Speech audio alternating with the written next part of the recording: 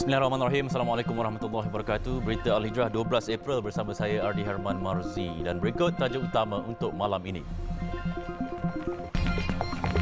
Bunuh isteri dengan tukul besi, lelaki dihadapkan ke mahkamah.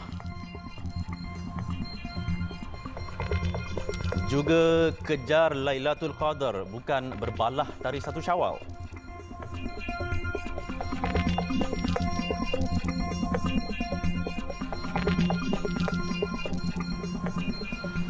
Seorang tukang rumah dihadapkan ke Mahkamah Magistrate Dungun atas pertuduhan membunuh isterinya awal bulan ini. Tertuduh Muhammad Ami Hamzah, 32 tahun, mengangguk faham selepas pertuduhan dibacakan di hadapan Magistrate Nur Adila Abdul Latif. Mengikut pertuduhan, tertuduh didakwa telah melakukan bunuh dengan menyebabkan kematian ke atas Rubiah Sabtu, 41 tahun.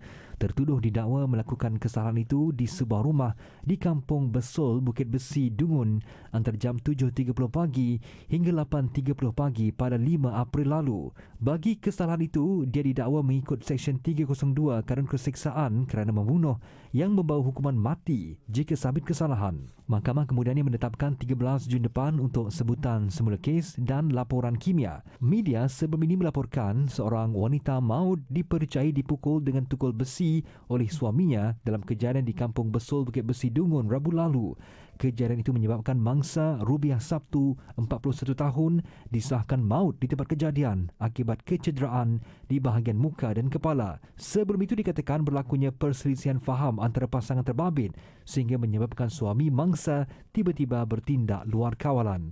Mangsa yang juga peniaga kedai runcit itu memiliki 7 anak, iaitu 6 orang hasil perkahwinan terdahulu dan seorang bayi berusia 3 bulan hasil perkahwinan dengan tertuduh. Kumpulan Wang Simpanan Pekerja KWSP menafikan spekulasi yang tersebar mendakwa tentang krisis tunai yang dihadapi dana persaraan itu. Dalam satu kenyataan, KWSP menegaskan ia sentiasa mengekalkan kecairan yang mencukupi untuk memenuhi semua komitmennya. Kenyataan itu menyebut segala aktiviti jual beli aset luar negara adalah sebahagian daripada operasi pelaburan KWSP mengikut alokasi aset strategiknya, sambil menegaskan bahawa langkah itu bukan untuk membayar pengeluaran pra-persaraan. Malah, terdapat peningkatan yang stabil dalam keseluruhan pelaburan asing KWSP sejak beberapa tahun yang lepas, walaupun semasa berlakunya krisis COVID-19. KWSP juga menyangkal spekulasi bahawa akta KWSP 991 akan dipindah untuk menghalang pesara daripada mengeluarkan simpanan mereka. KWSP juga menyarankan ahli agar hanya merujuk kepada berita sahih daripada sumber rasmi dan bukannya spekulasi melalui media sosial. KWSP mengeluarkan kenyataan bagi menafikan spekulasi yang tersebar melalui WhatsApp yang merujuk kepada satu rencana akhbar antarabangsa bertarikh 7 April 2023 bertajuk Bank Negara says Malaysians could run out of savings 19 years too soon. Jelas KWSP apa yang diketengahkan oleh Bank Negara Malaysia adalah situasi yang membimbangkan bagi pesara yang disebabkan oleh isu struktur seperti gaji yang rendah yang semimbangnya wujud sebelum pandemik melanda. Menurut BNM, di dalam laporannya, simpanan median untuk kumpulan umur 51 ke 55 hanya akan bertahan 5 tahun selepas pengeluaran pada umur 55 dan ia telah menurun kepada sekitar 3 tahun selepas pengeluaran berkaitan pandemik. Laporan itu selanjutnya menyatakan bahawa rata-rata rakyat Malaysia akan menghadapi risiko kehabisan simpanan persaraan mereka 19 tahun sebelum kematian dengan jangka hayat global meningkat kepada 77 tahun ke atas menjelang 2050. Selain itu, golongan milenial dalam lingkungan umur 26 ke 40 tahun berkemungkinan menghadapi cabaran kewangan yang ketara kerana ramai berhadapan kesukaran untuk memenuhi had simpanan asas KWSP sebanyak RM240,000. Pengeluaran khas berkaitan pandemik juga telah menyebabkan pengurangan signifikan dalam jumlah simpanan persaraan ahli.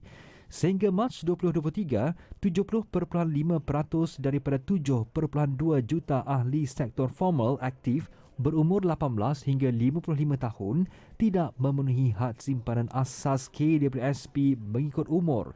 manakala 3.1 juta atau 39% ahli yang membuat pengeluaran khas dan berumur di bawah 55 tahun setakat Januari 2023 masih belum mula membina semula simpanan mereka. Justru tahap simpanan mereka kekal rendah dengan median simpanan sebanyak RM890. Fokus pada mengejar malam Lailatul Qadar dalam tempoh 10 malam terakhir Ramadan bukannya berdebat atau berbalah berhubung tarikh 1 Syawal. Itu nasihat Mufti Kedah Datuk Syekh Fazil Awang. Beliau juga menasihati umat Islam agar berhenti menyebarkan kabar angin dan menunggu tarikh sebenar yang akan diumum selepas proses jerapan dilaksanakan. Memetik laporan harian Metro, Datuk Syekh Fazil menasihati umat Islam agar tidak berbalah atau menyebarkan mengenai spekulasi hari jatuhnya 1 Syawal yang dikatakan pada hari Jumaat. Menurut beliau, terdapat 29 stesen cerapan untuk melihat anak bulan di seluruh negara yang akan menentukan perkara ini. Jelas beliau berdasarkan perbincangan dengan pihak yang terbabit, kemungkinan untuk melihat anak bulan pada tarikh melihat anak bulan iaitu pada petang Khamis 20 April 2023 adalah sangat tipis dan tidak mencukupi kriteria yang diputuskan. Menurut beliau, walau apapun, keputusannya akan diumumkan oleh penyimpan mohor besar Raja-Raja setelah menerima laporan hasil cerapan.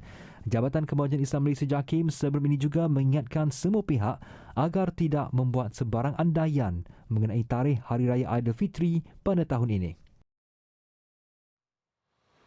2 tahun dikosongkan namun tiada sebarang kerja baik pulih dijalankan. Itu luahan ibu bapa kepada murid Sekolah Kebangsaan Perigi Aceh, Pasir Gudang, Johor. Mereka kini berdepan kesukaran kerana terpaksa menghantar anak ke sekolah sementara yang terletak sejauh 20 km dari kediaman mereka. Zamiah Madzam, 40 tahun berkata, situasi itu bermula pada November 2021 apabila murid yang bersekolah di SK Perigi Aceh ketika itu diminta untuk berpindah sementara ke Sekolah Kebangsaan SK Tanjung Langsat berikutan sekolah di kampung berkenaan sudah uzur dan tidak selamat. Dulu masa mula kata pindah ke Lansat, dia nak baik pulih sekolah, dia masa nak ke sana tu dia ada sediakan transport apa semua.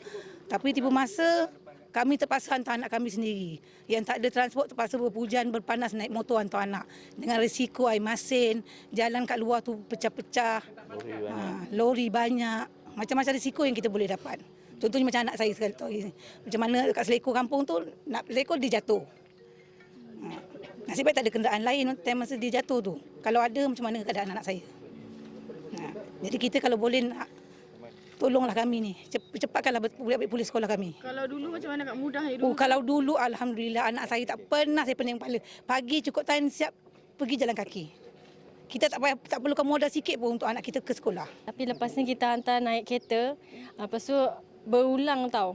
Berulang risiko kita juga kan kita naik motor apa semua. Kadang terkejar-kejar masa lah. Kalau macam ada tak satu kejadian yang Kak pernah nak aksiden ke apa, ada pernah? Tu ada pernah juga sebab kita banyak tu kan lori apa semua kan kita naik motor. Ada jugalah.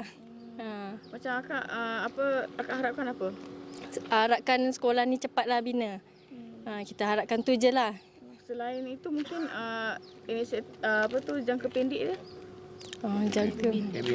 Kabin lah. Kita kalau boleh ada kabin lah, senang. Budak-budak sekolah kat sini. Ketua Kampung Perigi Aceh, Saad Awang berkata, tempoh yang lama untuk dibaik pulih mendatangkan kesan buruk, terutama aspek keselamatan kepada ibu bapa yang berulang-alik menghantar anak ke sekolah sementara. Ia termasuk berhadapan situasi air pasang besar sebanyak 3 kali yang menyebabkan pelajar tidak boleh masuk ke kampung kerana jalan utama dinaiki air pada paras lutut. Kita bukan dari segi masa saja ataupun wang ringgit, tapi dari segi keselamatan. Keselamatan itu yang penting lah. Untuk bawa sampai 2-3 anak kat belakang. Itu saya berharaplah kepada pihak yang berkenaan atau yang berkewajipan agar dapat memberi keutamaan sepenuhnya lah untuk mengatasi masalah penduduk Kampung Perigi Aceh ini lah. Jadi itu yang kita harapkan lah kepada semua wakil rakyat ataupun Kementerian Pendidikan akan dapat memberi feedback yang baik lah untuk ibu bapa. Sementara itu, Ahli Majlis Bandaraya Pasir Gudang Fauzi Faizal berkata pihaknya akan menulis surat secara rasmi kepada pengurusi Jawatan Kuasa Pendidikan, Penerangan dan Komunikasi Negeri Johor berhubung isu ini yang perlu diberikan keutamaan.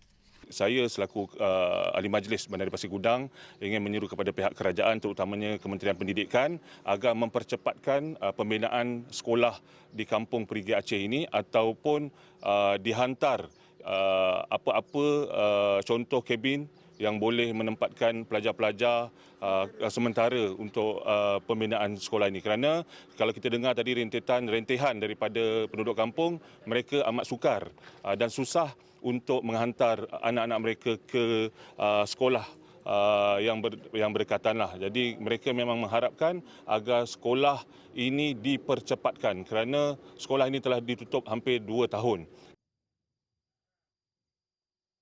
Baik, marilah kita bersama-sama menginfakkan sebahagian rezeki kepada pembangunan Kompleks Pendidikan Al-Ummah di Ipoh Perak yang bakal melahirkan generasi khairah ummah. Semoga 10 malam terakhir Ramadan ini lebih bermakna. Baik, selepas ini Mawib optimis kutipan zakat 1 bilion ringgit tahun ini.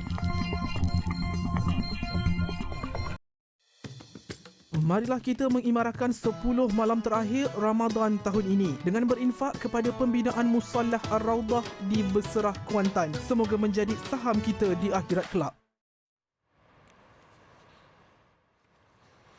Seramai 400 orang kaki tangan media yang kurang berkemampuan dan Badan Kebajikan Agensi Media menerima sumbangan wakalah berjumlah RM120,000 daripada Pusat Pungutan Zakat Majlis Agama Islam Wilayah Persekutuan PPZ Mawib. Pengerusi PPZ Mawib Tan Sri Dr. Abdul Aziz Abdul Rahman berkata pemberian bantuan itu adalah sebagai tanda penghargaan kepada pihak media yang berperanan penting dalam menyebarluaskan maklumat berhubung dakwah zakat kepada masyarakat. Media merupakan salah satu jambatan yang terbaik supaya visibility pemungut-pemungut zakat, pembayar-pembayar zakat dapat kita buatkan satu jambatan kepada pengagihannya. Dan jambatan itu ialah media. Jadi saya amat berterima kasih. Menurutnya lagi, peranan media pada masa kini adalah lebih penting khususnya dalam situasi kemiskinan bandar yang dilihat semakin meningkat di wilayah Persekutuan Kuala Lumpur susulan penularan wabak COVID-19 sebelum ini. Beliau berkata demikian kepada pemberita selepas merasmikan Majlis Iftar PPZ Mawib bersama media malam semalam. Pada majlis ini, 9 wakil Badan Kebajikan dan kaki tangan agensi media yang hadir menerima mock check bernilai RM5,000 hingga RM15,000 untuk disalurkan kepada setiap kaki tangan yang memerlukan. Antara agensi yang hadir ialah TV Al-Hijrah, Bernama, Radio Television Malaysia RTM, Institut Kefahaman Islam Malaysia IKIM, Media Prima Berhad, Astro, Malaysia Gazette, Star Media Group dan Awesome TV. Majlis Agama Islam Wilayah Persekutuan Mawib optimis sasaran kutipan zakat 1 bilion ringgit dapat dicapai pada tahun ini. Pengerusi Jawatankuasa Pendidikan Mawib Tan Sri Said Zainal Abidin Said Muhammad Tahir berkata keyakinan itu selepas melihat kutipan yang terkini memberangsangkan dan berada pada landasan yang tepat. Menurut Tan Sri Said Zainal Abidin, pada tahun lalu agensi agama itu berjaya mengutip zakat melebihi RM900 juta. Tahun ini target kita melebihi daripada 1 bilion ringgit lah. Itu hasrat dan target. Zakat ini ikut kutipan nampak gaya on track lah melebihi daripada tahun lepas. Itu tanda-tanda yang baik. Ya. So insyaAllah kita target lah tahun ini. Mana tahu kalau ada kita boleh war-warkan kepada zakat korporat, beri keyakinan pada majlis, saya rasa tak mustahil lah mendapat kutipan zakat lebih pada 1 bilion ringgit di majlis. Itu kata rekod yang bagus lah. Beliau ditemui media pada majlis perasmian Rahmah Ramadan Mawib di Ibu Negara. Pada majlis itu, Mawib menyumbang RM65,000 dana zakat di 2 sekolah iaitu Persatuan Buku Jalanan Caukit dan Sekolah Bimbingan Jalinan Kasih bagi menaik taraf peralatan dan keperluan penting di sekolah terbabit. Sumbangan berjumlah RM200 turut diberikan kepada setiap 150 pelajar daripada lebih 80 buah keluarga golongan miskin rentan untuk kedua-dua sekolah berkenaan. Program seperti ini cukup membantu sekolah dari segi aspek barang masak untuk hari raya nanti. Kita lagi beberapa hari tu nak raya. Satu lagi syukur terima kasih pada pihak Mawib dan juga PPZ atas sumbangan yang diberi. Ini satu penghargaan buat kami semua selaku pelajar dan juga guru-guru sekolah ni.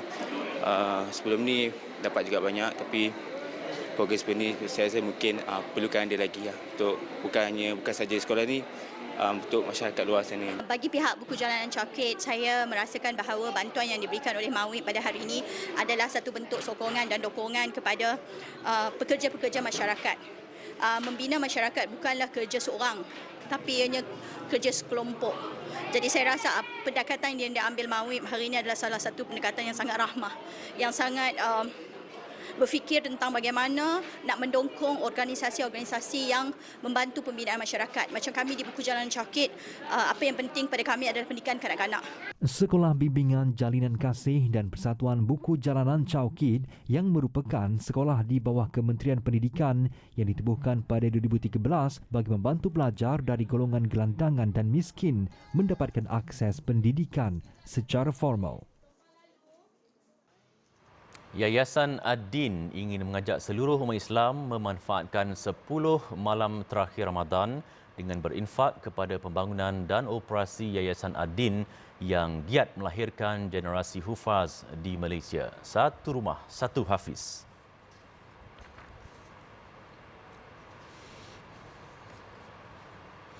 $600 pelajar Universiti Sains Islam Malaysia USIM dalam kategori B40 disantuni dalam majlis berbuka puasa anjuran Hong Leong MSIG Takaful Berhad HLMT.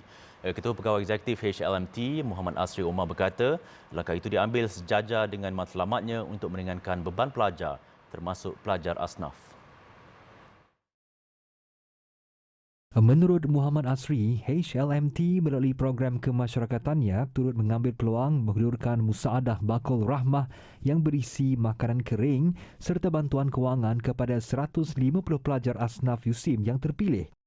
Pelajar adalah target kita kerana kita percaya pelajar adalah aset masa depan masyarakat dan negara. Jadi dari segi kebersamaan aktiviti Hong Leong MSIG Takaful, pelajar yang relevan ataupun yang ada peranan di masa depan bila dia keluar nanti dalam industri kita adalah sebahagian daripadanya ada di USIM ni. Muhammad Asri berkata demikian pada majlis berbuka puasa dan penyampaian bakul rahmah HLMT USIM di Kompleks Islam Tuanku Mukhris USIM Nilai Negeri Sembilan. Pada majlis itu, Muhammad Asri yang mewakili HLMT turut menyerahkan mock check sumbangan berjumlah RM22,000 kepada Timbalan Naib Chancellor Hal Ehwal Pelajar dan Alumni USIM, Profesor Dr. Adnan Muhammad Yusof. Menurut Profesor Dr. Adnan, dengan jalinan kerjasama dari industri swasta seperti itu, secara langsung turut sama membantu menjaga kebajikan pelajar USIM, terutamanya dari segi kewangan. Sebelum ini kita berusaha keraslah untuk membiayai dan menampung keperluan anak-anak ini supaya mereka dapat meneruskan pengajian mereka dengan selesa. Dan Alhamdulillah dengan berkat Ramadan yang mulia ini, banyak pihak yang datang untuk menyumbang dan membantu anak-anak kita dengan berkat kerjasama dengan pusat zakat, pusat wakaf dan zakat yang ada di USIM. Jadi hari ini misalnya kita ada tetamu daripada Hong Leong Bank. Sementara itu, Pengarah Pusat Wakaf dan Zakat PWZ USIM, Profesor Madya Dr. Musyaddad Hasbullah berkata, universiti itu sentiasa terbuka dan bersedia menerima peluang dan menjalin kerjasama dengan pelbagai pihak industri untuk membantu pembangunan pelajar, terutamanya pelajar asnaf. Statistik jumlah pelajar daripada kelompok B40 mencecah 60% sebenarnya.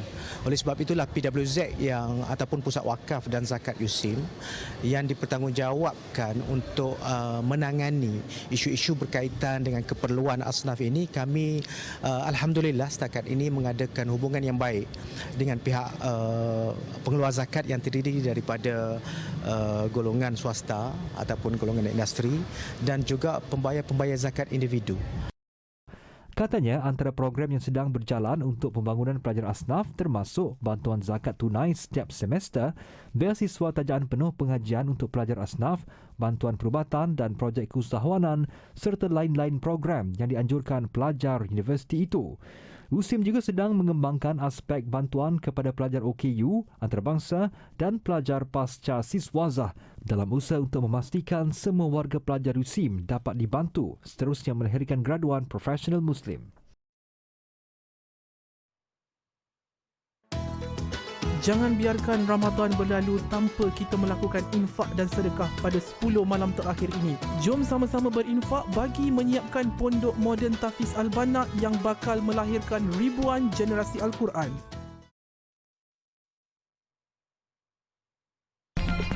Selepas ini, Malaysia bantu tingkat ekonomi Palestin.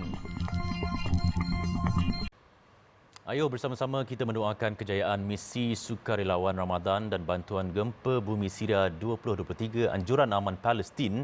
Dengan pelaksanaan misi kali ini, sudah semestinya ia memberikan harapan dan semangat untuk saudara kita di Syria meneruskan kehidupan dengan baik, khususnya di bulan Ramadan. Layari www.jommenyumbang.com untuk menyertai kempen Ramadan bersamamu atau hubungi 0389267019 untuk pertanyaan lanjut. Terus infak untuk Imarah.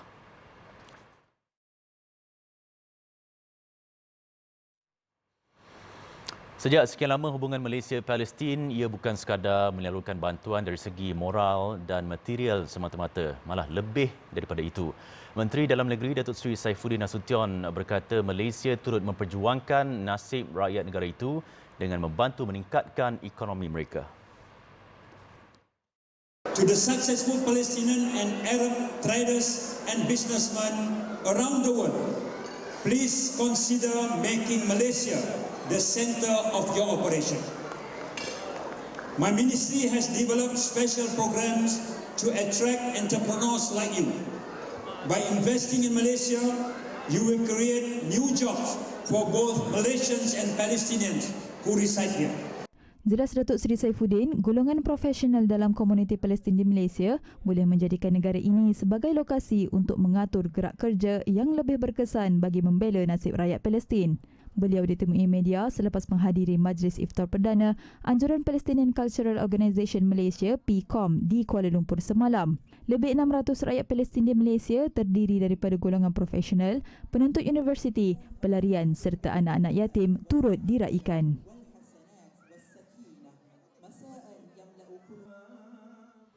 Baik, zahirkan solidariti kita untuk merealisasikan hasrat mencetak dan mengedarkan sejuta Quran untuk ummah yang memerlukan. Berinfaklah sekarang serendah RM38 untuk setiap naskah dan semoga usaha kita yang kecil ini dipandang Allah dan menjadi asbab kita ke syurganya.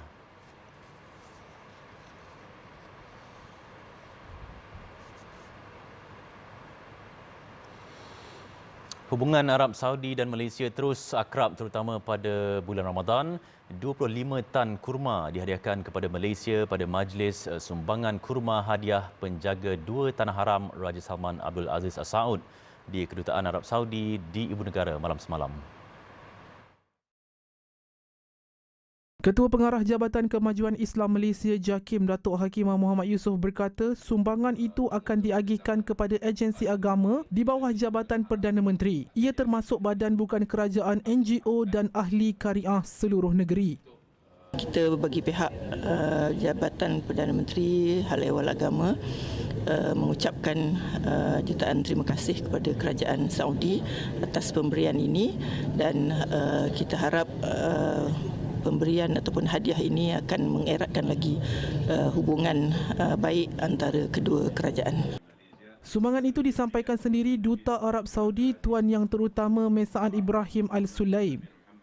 وفي هذا الخصوص فقد تم اليوم تدشين الحمد لله يعني استلام وتسليم الحكومة الماليزية حوالي 25 طن من التمور سوف توزع إن شاء الله على الجمعيات الخيرية والجمعيات الغير حكومية والمساجد والمصليات لإفطار هذا العام بإذن الله. وشكرا جزيلا وأشكر أيضا الحكومة مملكة ماليزيا لتعاونها في تنفيذ هذا البرنامج على أكمل وجه. Syukran jazilan. Sumbangan tahunan itu dilaksanakan Arab Saudi sejak lebih 20 tahun lalu dan ia diharap berterusan untuk rakyat negara ini.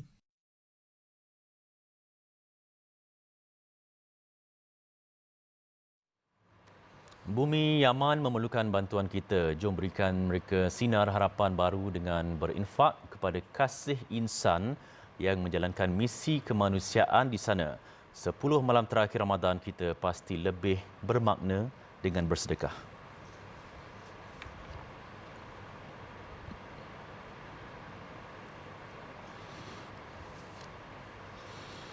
Baik, sekian untuk malam ini. Banyak lagi kandungan menarik berita Al-Hijrah melalui platform media sosial seperti Facebook, Twitter, YouTube, Instagram dan juga TikTok. Juga layari alhijrahnews.com untuk laporan berita dalam dan luar negara serta artikel eksklusif. Saya Arif Rahman, satukan ummah dengan ilmu bagi memperkasa Malaysia Madani. Assalamualaikum warahmatullahi wabarakatuh. Selamat malam.